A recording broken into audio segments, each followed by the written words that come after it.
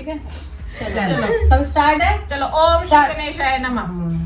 एक बार वैकुंठ में देवताओं की सभा हुई। बड़े छोटे की बात चल पड़ी। कोई निर्णय नहीं हो सका। आखिर में ये तय हुआ कि जो सबसे पहले पृथ्वी की 7 फेरी करके आएगा उसी को बड़ा माना जाएगा। सब अपने अपनी सवारी लेकर चल पड़े। गणेश जी का भारी शरीर और सवारी चूहे की। उन्होंने सोचा इस तरह तो काम बनना मुश्किल है, अकल से काम लिया जाए। चूहों को बुलाकर कहा, जाओ सारी धरती पोली कर दो। धरती पोली हो गई और देवताओं के रथ धंस गए। इधर गणेश जी ने अपने चूहे पर चढ़कर भगवान शिव पार्वती के चारों तरफ 7 फेरी लगा ली। उधर सभी देवताओं ने सरस्वती को याद किया। सरस्वती ने बताया कि ये करतूत गणेश जी की है। आप सब गणेश जी और विष्णु भगवान की पत्नी को याद करो। सबने सरस्वती जी की बात मारी, उन्हीं को याद करने लगे। विष्णु भगवान की पत्नी ने पृथ्वी को सब गड्ढों से धकेल दिया।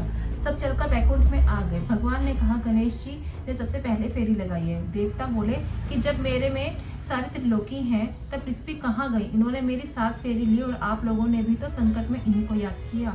भगवान की सबने बात मान ली और गणेश जी कहाँ गए? गणेश जी के सबसे बड़े माने गए। महाराज, देवताओं का संकट काटा, उसी तरह सबका संकट काटना, पर संकट में डालकर नहीं। अहोई अष्टमी व्रत कथा। एक साहूकार के 7 बेटों की बहू अपनी नंद के साथ चौके के लिए मिट्टी लेने गई। मिट्टी खोदते समय उनकी नंद जिससे स्याऊ के बच्चे मर गए। स्याऊ ने कहा, मैं तुझे श्राप दूंगी, तेरी कोख बांधूंगी। तब वह बोली कि भाभियों, तुम में से एक मेरी बदले ये श्राप ले लो।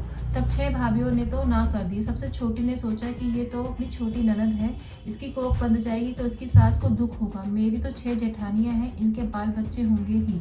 ऐसा सोचकर उसने अपनी कोख बंधवा ली। दिन बीते, वर्ष बीते, उसके बालक हों और मर जाए, वह भी होई के दिन मरे, इसलिए वह व्रत भी न कर सके। उसका दिन रात रोना चालू रहे। उसने बड़े बड़े पंडित बुलवाए और पूछा कि मेरा ये श्राप कैसे छूटेगा।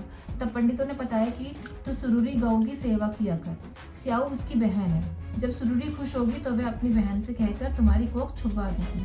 पंडितों की बात मानकर वह दूसरे दिन से सुरूरी गौ की सेवा करने लगी। वह बहुत दिन बीत गए। सुरूरी गाय ने पूछा कि तू मेरी सेवा करते बहुत दिन बीत गए, तू क्या चाहती है? साहूकार के बेटे की बहू ने कहा कि स्याऊ से मेरी कोख छुड़वा दो। सुरूरी बोली कि कल मुंह अंधेरे में आना। दूसरे दिन में आई तो सुरूरी उसे अपने साथ लेकर उजाड़ बागनी आई। वहीं स्याऊ से कहा, ले बहन, बड़े दिन बाद आई है, ये तुम्हारे साथ कौन है? मुझे मेरे बच्चों की रखवाली के लिए भी चाहिए। सुरूरी बोली, इसे रख ले। साहूकार की बेटी की बहू उसकी सेवा करने लगी। एक दिन स्याऊ बोली, तू कौन है और इतनी उदास क्यों रहती है? साहूकार की बेटी की बहू में आंखों में आंसू आई और बोली, कोई बात नहीं। तभी स्याऊ बोली, अभी बता, मैं तेरा संकट दूर करूंगी। साहूकार की बेटे की बहू ने कहा कि वचन दे। स्याऊ ने वचन दिया तो उससे सारी बात कह दी। स्याऊ ने कहा, तूने मुझे ठग लिया। स्याऊ ने वचन दिया और तू मुझे ठग लिया, बंदगी तूने मुझे ठग लिया, पर कोई बात नहीं, सेवा बंदगी से सब कुछ हो सकता है। आज के बाद तेरी संतान नहीं मरेगी तथा पिछले 7 बेटे भी अपनी बहुओं के साथ घर आ जाएंगे। यह आशीर्वाद तथा बहुत सा धन देकर विदा की।